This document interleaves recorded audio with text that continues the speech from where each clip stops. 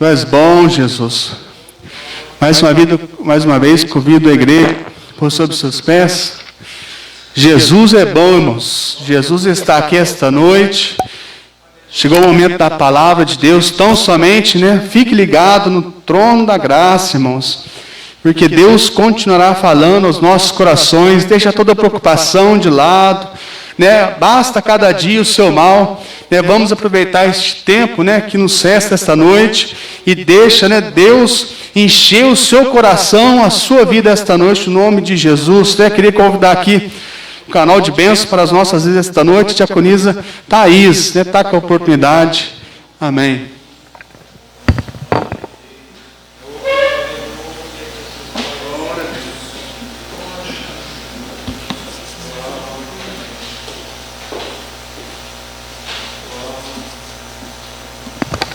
Cumprimento os irmãos com a paz do Senhor, amém?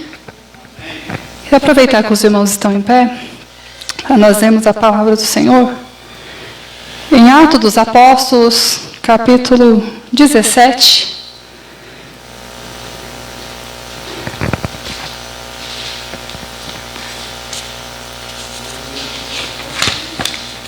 Atos dos Apóstolos 17, verso 30 e 31. Por favor.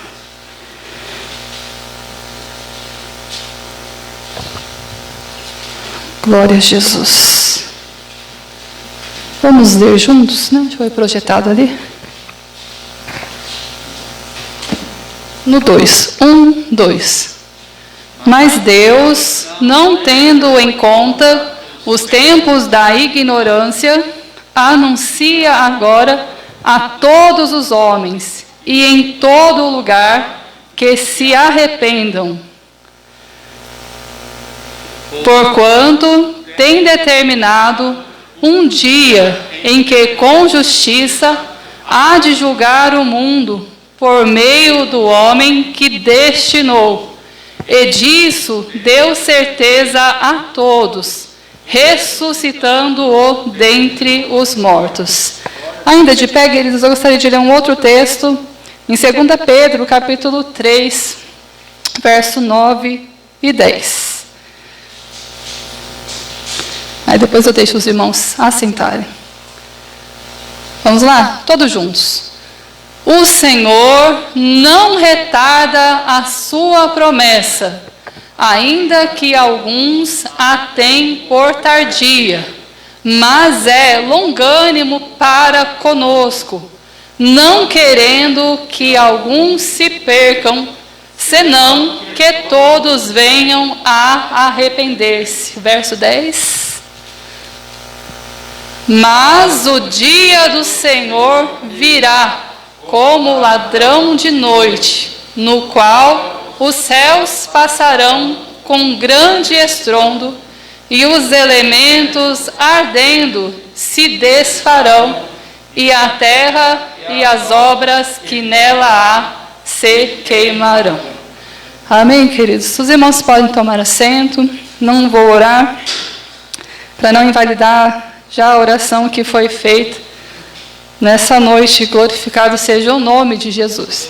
Queridos, eu fiz questão, só com o primeiro texto de Atos dos Apóstolos, capítulo 17, já conseguiríamos explanar e falar sobre o assunto que tem sido ensinado nesses dias, que é sobre o arrependimento. Só o capítulo 17, o verso 30 e 31, daria como dá a base para a gente falar sobre isso. Mas o Senhor me levou a meditar em 2 Pedro, capítulo 3, o 9 e 10, que são versos, versículos, são textos que concordam entre si. E é interessante a gente ver que a Bíblia toda, ela não discorda em nada. Eu tinha até, está perdido ali, acho que nos livros do meu pai, que quando eu viajava com ele eu carregava para me ler, um livro sobre concordância bíblica. E é algo glorioso. Você vai lendo, você vai estudando, você vê que não há discordância na Bíblia. E é gostoso demais você estudar a palavra de Deus. Eu conversava até com a Laís em casa, eu estudando, anotando algumas coisas, não tem pouca coisa. E eu falei, como é gostoso. Se você digitar lá no Google, nas ferramentas que nós temos hoje, mensagens sobre arrependimento. Aparece um monte, irmãos.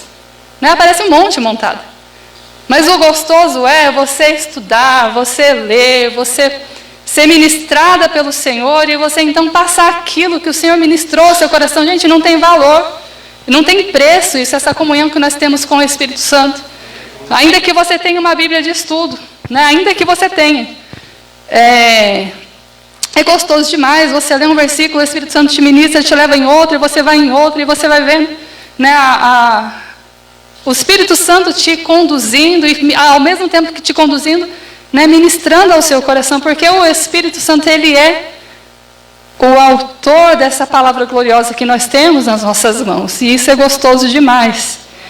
E não só isso, né, até anotei aqui, ó. É gostoso demais quando nós percebemos o Espírito Santo no controle do culto, no controle da igreja. Na leitura que nós fizemos hoje, leitura oficial, Atos capítulo 19, no verso 4, fala lá que certamente João batizou com o batismo do arrependimento. Eu falei, Senhor, né, coisa gloriosa. O Jean veio, né, na ministração dele, ele fala sobre nenhuma condenação há para aqueles que estão em Cristo Jesus, e é o que a gente vai falar, né, a respeito disso, sobre o arrependimento, o que o poder do arrependimento tem de fazer na vida daquele que se arrepende. Né, a Josi vem e lê Salmo 139, que diz que o Senhor, ele nos conhece, né, louvado seja o nome de Jesus. A gente vai discorrer acerca disso também, né, se der tempo. A Elisângela vem, né, no seu testemunho, ela diz que nós, mesmo falhos, o Senhor, ele nos ouve.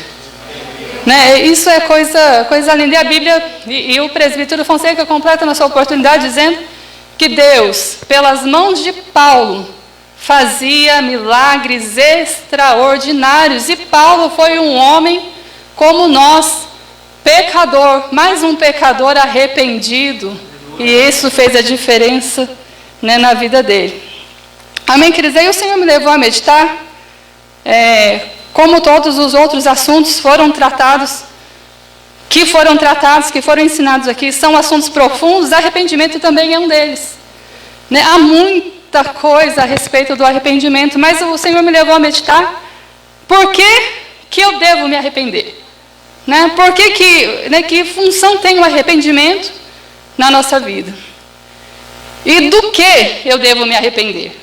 São duas perguntas, como disse aqui o nosso irmão Jean, que você não precisa responder. É para você refletir. Por que eu devo me arrepender? E do que eu devo me arrepender? Né, dentro dessas duas perguntas, o Senhor me levou, né, à meditação de alguns textos e de alguns personagens que a gente vai ver aqui nessa noite. Primeiro ponto a ser observado, por que eu devo me arrepender? Porque não há salvação sem arrependimento. O apóstolo João, ele veio dizendo, olha, arrependei-vos porque está próximo o reino dos céus. Jesus, ele disse,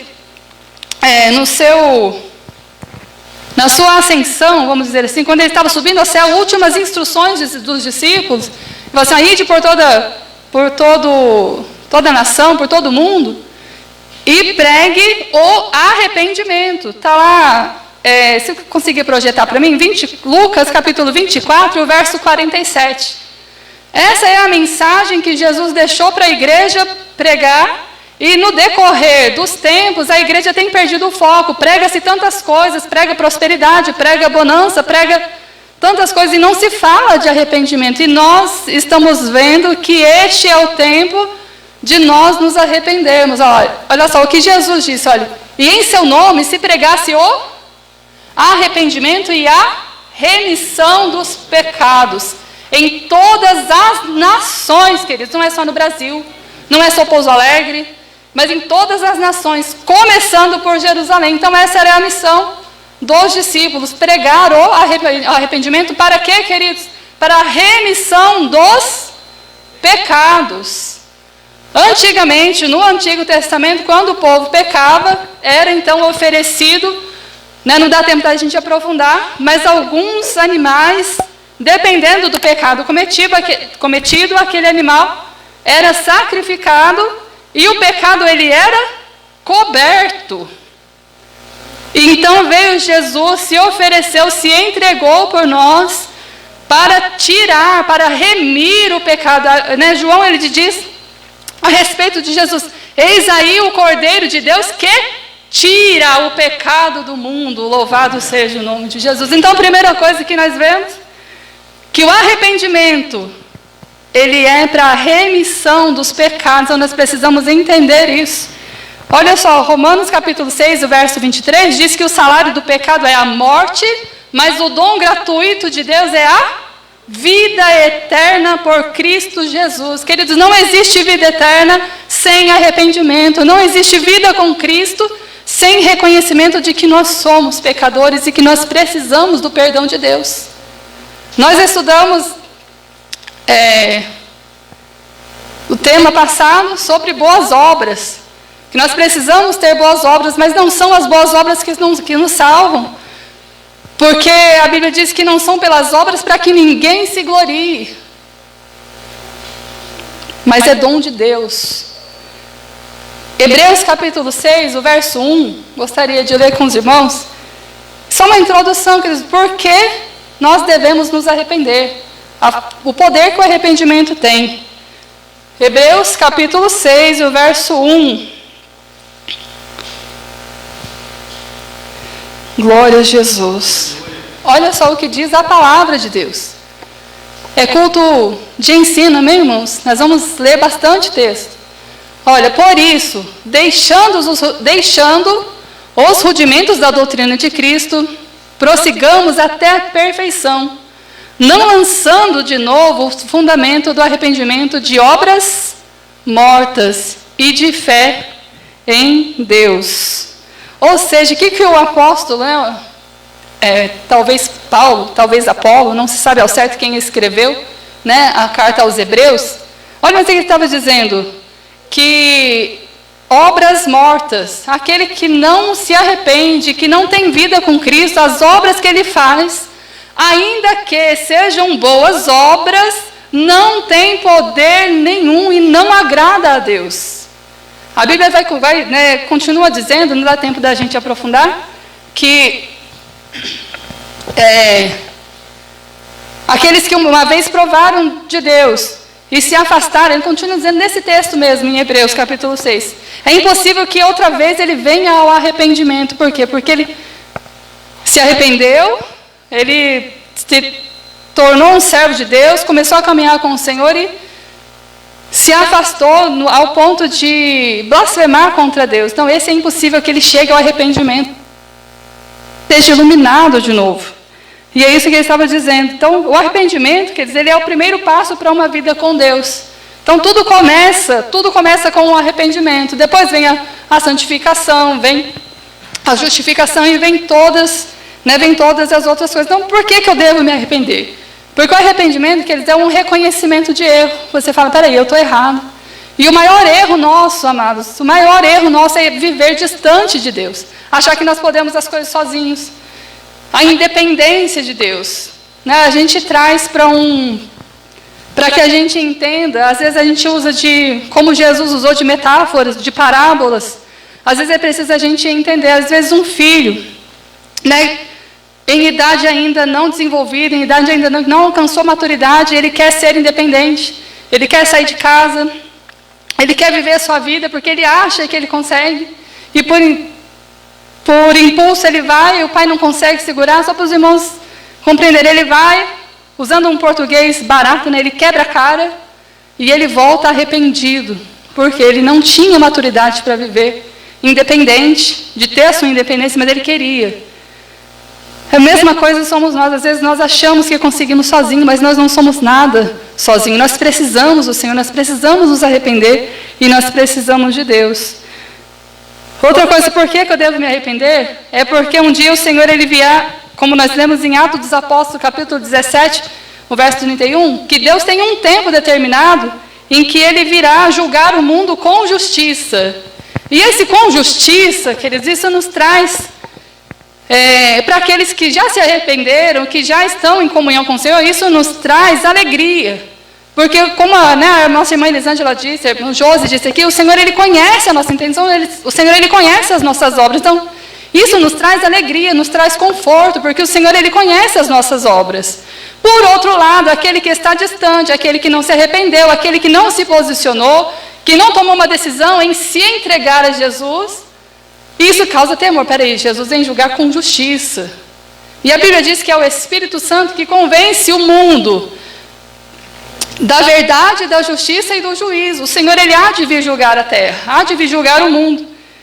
E isso é motivo para você de alegria ou é motivo de temor? Isso nós precisamos refletir. Como eu fiz duas perguntas, né? Do por que eu devo me arrepender e do que eu devo me arrepender. O porquê eu devo me arrepender, eu já estou te dando a resposta.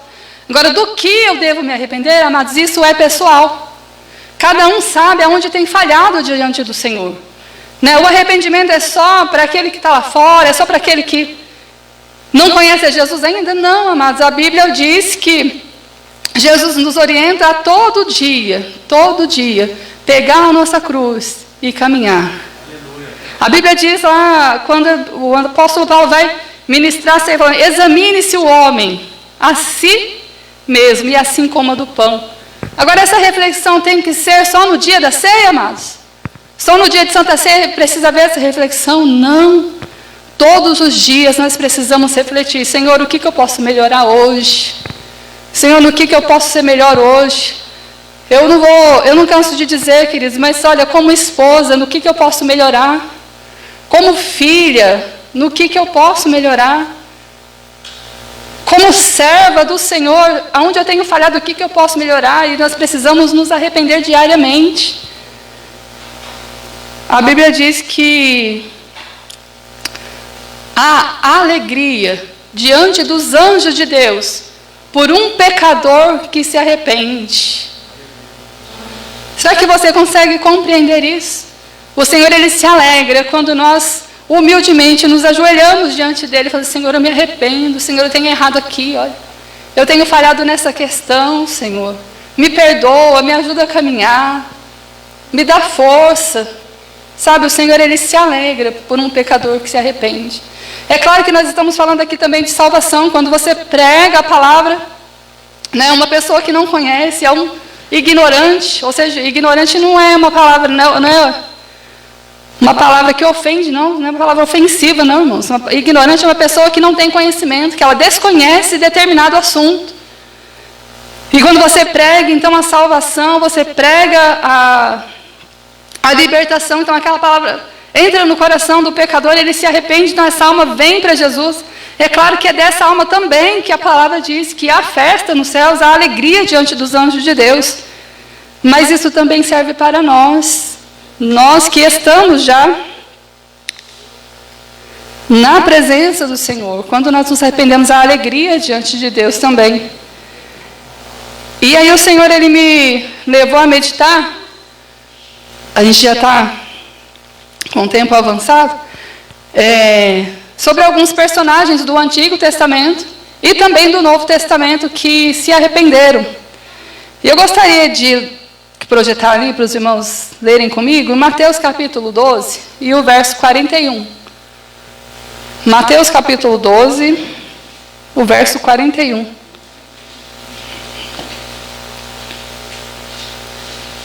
Olha só que interessante, o Senhor me levou nesse versículo. Eu estava lá na casa da minha sogra, deitadinha lá, descansando, peguei a Bíblia do meu cunhado para ler, estava mais na vista, né? Tinha levado a minha, e eu abri em Mateus capítulo 12 e comecei a ler. E na hora que eu parei aqui, eu falei: Senhor, que coisa gloriosa. Eu já sabia, né, da minha ministração, mas estava distante ainda. Só que eu guardei esse versículo, olha só. Os ninivitas ressurgirão no juízo com esta geração, e a condenarão, porque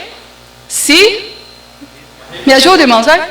Se arrependeram com a pregação de Jonas, e eis que está aqui quem é mais do que Jonas.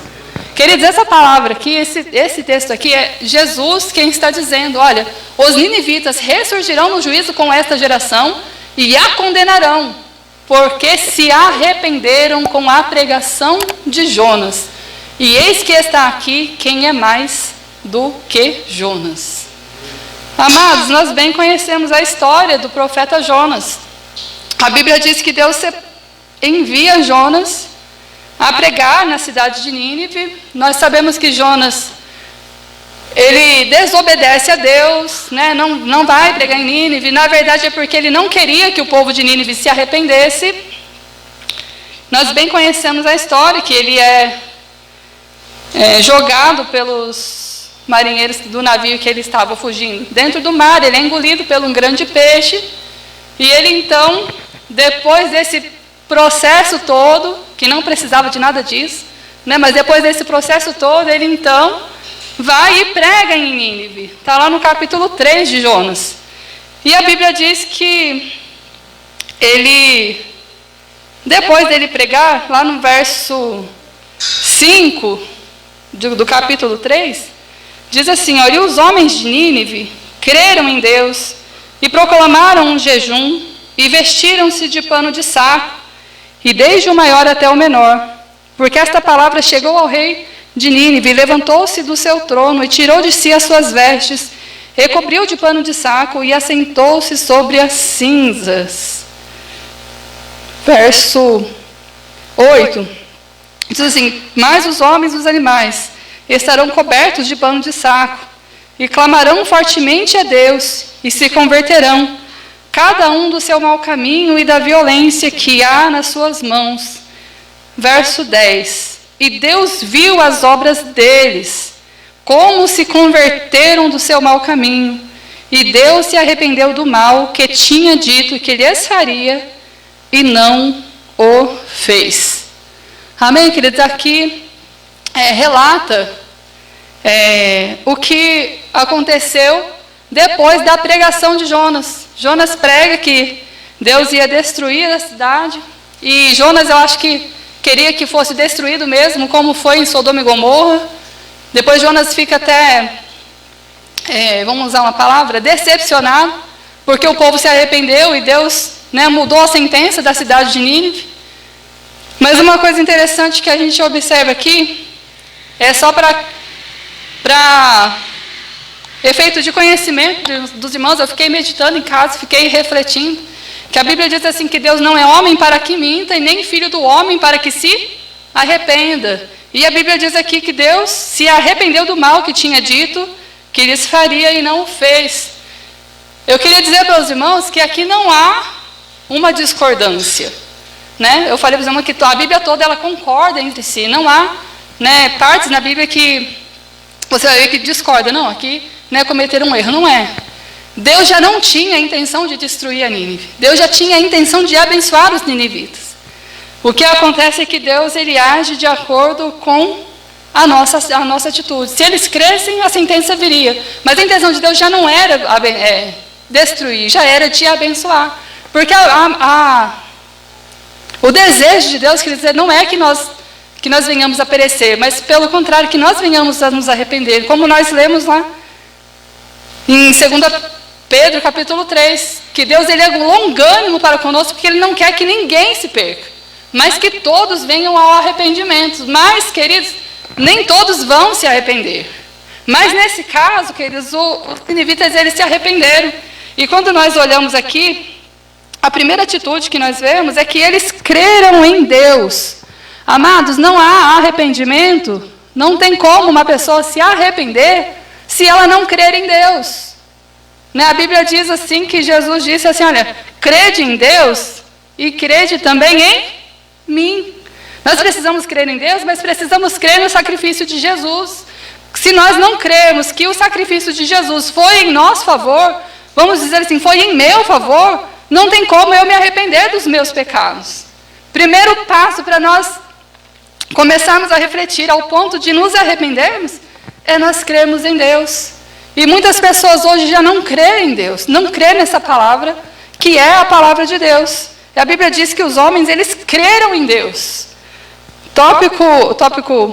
Outra coisa que nós observamos aqui, que a partir do momento que eles creram em Deus e cremos na palavra que havia sido pregado, eles tomaram uma atitude, eles proclamaram um jejum. Eles se humilham diante de Deus.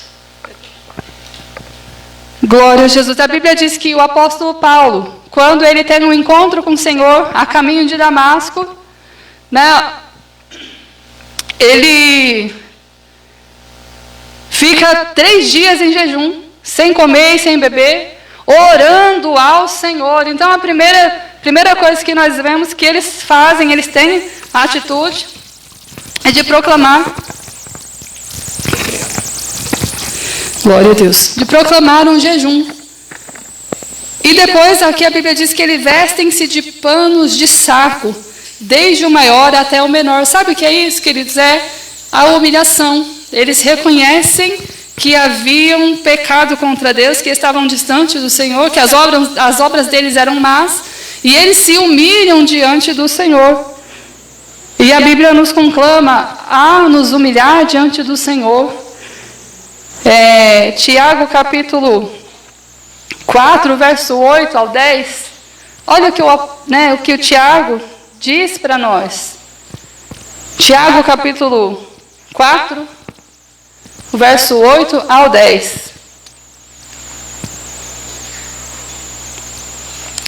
Chegai-vos a Deus, e Ele se chegará a vós. Alimpai as mãos, pecadores, e vós de duplo ânimo, purificai os corações. Verso 9. Senti as vossas misérias, e lamentai, e chorai. Converta-se o vosso riso em pranto, e o vosso gozo em tristeza. Verso 10. Humilhai-vos perante o Senhor, e Ele vos exaltará. Sabe, amados, quando nós olhamos para este texto, não significa que nós precisamos viver tristes, que nós precisamos viver cabisbaixo, né? Cantar só hinos de tristeza, ou só lamentar, só contar miséria. Não é isso.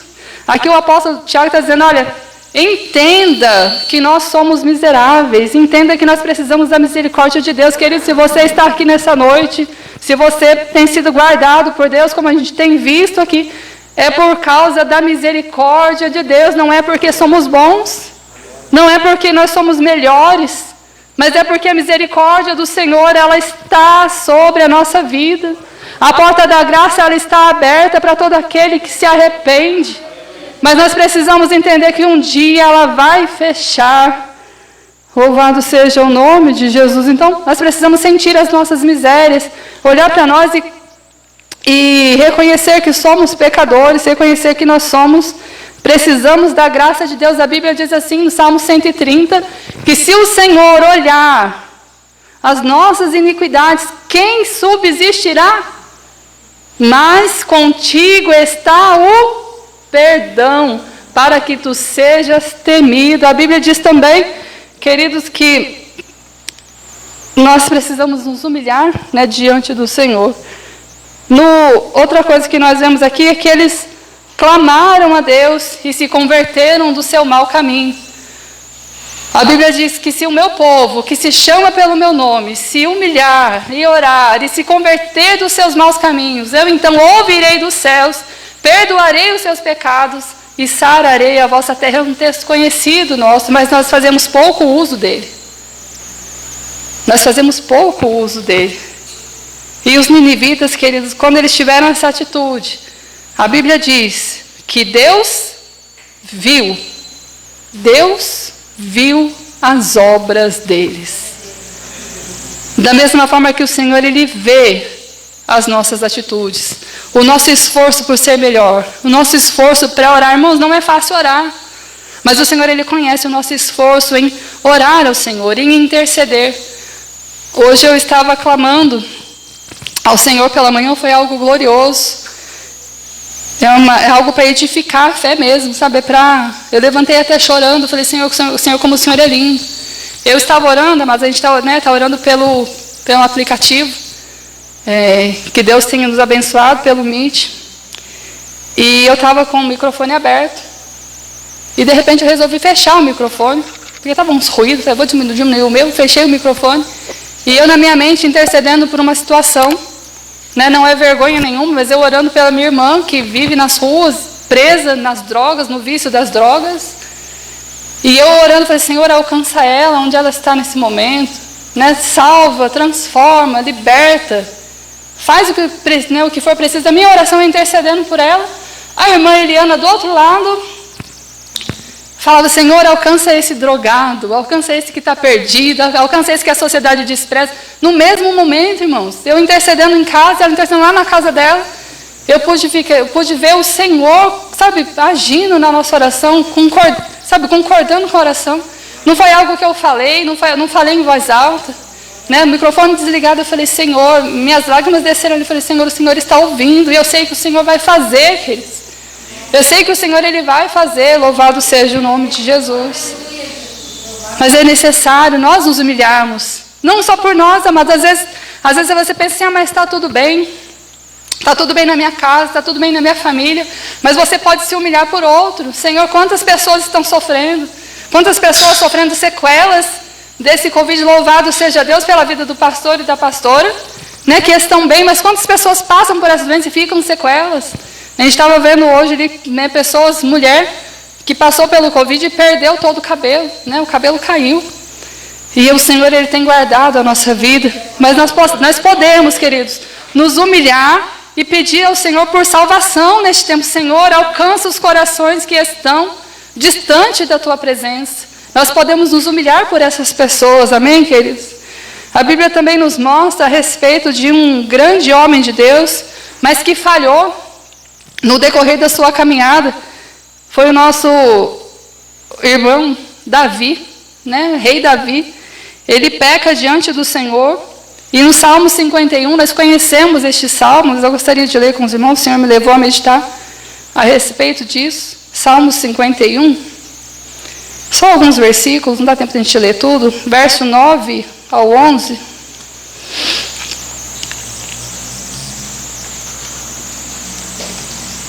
(51, 9 ao 11). Olha o que Davi diz. Olha, esconde a tua face dos meus pecados e apaga todas as minhas iniquidades. Verso 10. Cria em mim, ó Deus, um coração puro e renova em mim um espírito reto. O 11. Não me lances fora da tua presença e não retires de mim o teu Espírito Santo. Amém, queridos? Nós vemos aqui a respeito de confissão de pecado, depois de uma vez já convivendo com o Senhor. Davi era escolhido do Senhor, chamado do Senhor, e ele peca, ele faz toda uma armação, os irmãos conhecem a história, e ele encobre o seu pecado, achando que estava tudo certo. Mas a Bíblia diz assim, em Provérbios, capítulo 28, verso 13, que aquele que encobre o seu pecado nunca prosperará, mas aquele que confessa e deixa, alcançará misericórdia. Amados, é muito melhor nós confessarmos os nossos pecados do que a gente tentar encobrir. Porque acontece que nós, quando encobrimos, alguma coisa fica de fora, alguma coisa, né, aparece. Nós não conseguimos cobrir os nossos pecados. Mas quando nós confessamos os nossos pecados, quem cobre ele é o sangue de Jesus. É Jesus quem nos justifica, é Jesus quem cobre o nosso pecado. Conversava com a diaconisa Sandra no domingo, que às vezes até quando a gente erra, mas quando nós erramos nas decisões, quando nós erramos em alguma situação, ainda que seja simples, e você não sabe como resolver, e você sabe que foi falha sua, você sabe que, né, foi falha nossa. Quando nós confessamos, Senhor, eu errei, Senhor, eu não te consultei, eu agi por impulso, eu tomei uma decisão precipitada, e eu estou sofrendo a consequência disso. E você ora ao Senhor, o Senhor, Ele te ajuda, queridos, a resolver aquela situação. Por quê? Porque o Senhor, Ele é misericordioso. Foi o que aconteceu com Davi. Davi, ele confessou o seu pecado, ele faz essa oração ao Senhor: Senhor, não retire de mim o teu Espírito Santo. Quantos não têm se importado mais, queridos, com a presença do Espírito Santo? Acostumou-se a vem no culto, vai embora, vem no culto de novo, vai embora, mas não sente a graça, não sente a presença, e tem se tornado isso comum, isso normal. Nós precisamos nos arrepender. Senhor, o que é que tem me impedido de sentir a tua graça? Senhor, o que é que tem me impedido de sentir a tua presença? O que você possa fazer essa oração. Nós não podemos, amados, nos acostumar a viver sem a presença do Espírito Santo. E muitos têm frequentado os cultos, carregam uma Bíblia debaixo do braço, tem até oportunidade, amados, até fala dessa palavra, mas não sente mais a presença do Espírito Santo, porque tem tentado encobrir o pecado e viver com esse pecado encoberto. Não estou falando aqui da igreja, não, mas no geral. De repente a gente fala assim, os irmãos ficam tentando, nossa, quem será, né, que está pecando, está escondendo? Quem será? Fica tentando adivinhar. Não, irmãos, não estou falando assim, é no geral. Tem acontecido muito isso. Deus não rejeita, queridos, um coração quebrantado e contrito. Outro personagem, queridos, que o Senhor me levou a meditar e refletir é a respeito de Pedro. Quem não conhece a história de Pedro? Pedro negou Jesus por 3 vezes. Não conheço esse homem. Não conheço esse homem. Não conheço esse homem. Não dá tempo da gente ler agora, mas os irmãos conhecem, não tem necessidade da gente ler, está lá em Mateus capítulo 26, verso 75, que antes que o galo cantasse, ele iria negar, e antes que o galo cantasse, ele negou por 3 vezes a Jesus. E é interessante, queridos, que a Bíblia diz que Pedro, quando ele nega Jesus, a Bíblia diz que ele chorou amargamente, arrependido de ter negado a Jesus. E o Senhor viu, queridos, esse choro. Agora entenda uma coisa, não é todo choro que é arrependimento. Existem choros que são remorso, sentimento de culpa, qualquer outra coisa, menos arrependimento. Porque o arrependimento, ele traz mudança. O arrependimento, o arrependido, ele não quer tornar um erro de novo. Ele pode até errar, mas em outra coisa, e não naquilo que ele confessou. E nisso o Senhor vai trabalhando na nossa vida. A Bíblia diz, então, Jesus, quando ele morre, é crucificado, quando ele ressuscita, ele aparece a Maria Madalena e fala, vai, anuncia aos teus irmãos e a Pedro. Pedro estava distante. Pedro pensou assim, nunca mais o Senhor quer saber de mim. Eu neguei, eu fracassei. Ele estava se sentindo derrotado. E às vezes, queridos, sentenças vêm sobre a nossa vida, pensamentos vêm sobre a nossa vida dessa maneira. Você falhou, você não consegue mais, dessa você não levanta mais. Mas Jesus fala, avisa os teus irmãos. E a Pedro, eu não desisti dele. E a Bíblia diz então que o Senhor Jesus, ele arma todo um esquema para poder tratar a Pedro. E não é diferente conosco, querido. O Senhor, ele cria situações para mostrar para nós que nós temos um chamado, que você tem um chamado. E ele então ele vai para Pedro e fala, Pedro, tu me amas? A primeira vez ele, Senhor, eu te amo. Ele, Pedro, tu me amas? Ele, sim, Senhor, eu te amo. Pela terceira vez ele diz, Pedro, tu me amas? Ele, Senhor, tu sabes todas as coisas. Tu sabes que eu te amo. Sabe o que acontece aqui, queridos? Pedro negou 3 vezes. O Senhor deu 3 chances dele confessar o seu pecado diante dele. Senhor, ele estava dizendo assim, Senhor, o Senhor sabe que eu falhei, mas o Senhor sabe que eu te amo. O Senhor sabe que eu errei, mas o Senhor sabe que eu te amo. Querido, o Senhor, ele conhece as nossas falhas. O Senhor, ele conhece a nossa estrutura. O Senhor, ele conhece a intenção do nosso coração, mas ele espera de nós o reconhecimento de que nós precisamos dele. O Senhor, ele quer que nós nos humilhemos diante dele. E a Bíblia diz que depois desse acontecimento, dessa restauração na vida de Pedro, na primeira mensagem de Pedro, 3.000 almas se converteram ao Senhor, porque o Espírito Santo se apossou dele de uma tal forma que as palavras dele penetravam no coração dos ouvintes. Houve uma mudança na vida de Pedro e precisa haver essa mudança em nós. Um outro personagem que ele diz que o Senhor me levou a meditar, todos os personagens conhecidos nossos, foi a respeito de Zaqueu. Lucas capítulo 19, verso 8, 9 e 10. Já estamos encerrando. Lucas 19, verso 8 diz assim, olha: E levantando-se Zaqueu, disse ao Senhor: Senhor, eis que eu dou aos pobres metade dos meus bens, e se em alguma coisa eu tenho defraudado alguém, o restituo quadruplicado. 9. E disse-lhe Jesus: Hoje veio salvação a esta casa, pois também este é filho de Abraão. Verso 10. Porque o Filho do Homem veio buscar e salvar o que se havia perdido. Amém, queridos? O Senhor não veio buscar aqueles que são certinhos. O Senhor não veio buscar aqueles com a vida toda perfeita. O Senhor veio buscar aquele que se havia perdido. É o Senhor quem nos justifica, é o Senhor quem nos transforma, é o Senhor quem nos lava, é o Senhor quem nos limpa e é o Senhor quem nos salva. A Bíblia diz para Zaqueu: hoje entrou a salvação nessa casa. Zaqueu, ele deu ouvidos a Jesus e ele se prontificou a mudar. Ele: Senhor, se eu tenho defraudado alguém, eu restituo 4 vezes mais, ou seja, quadruplicado. Ele reconheceu que ele estava errado e resolveu reparar o seu erro. Sabe, queridos, quando que as coisas mudam na nossa vida? Já estou fechando aqui para me agradecer a minha oportunidade. Sabe quando tudo muda na nossa vida? Quando nós reconhecemos que nós precisamos mudar. A mudança começa em nós. E uma outra coisa que eu gostaria de deixar para a gente concluir tudo aquilo que o Senhor ministrou ao nosso coração aqui.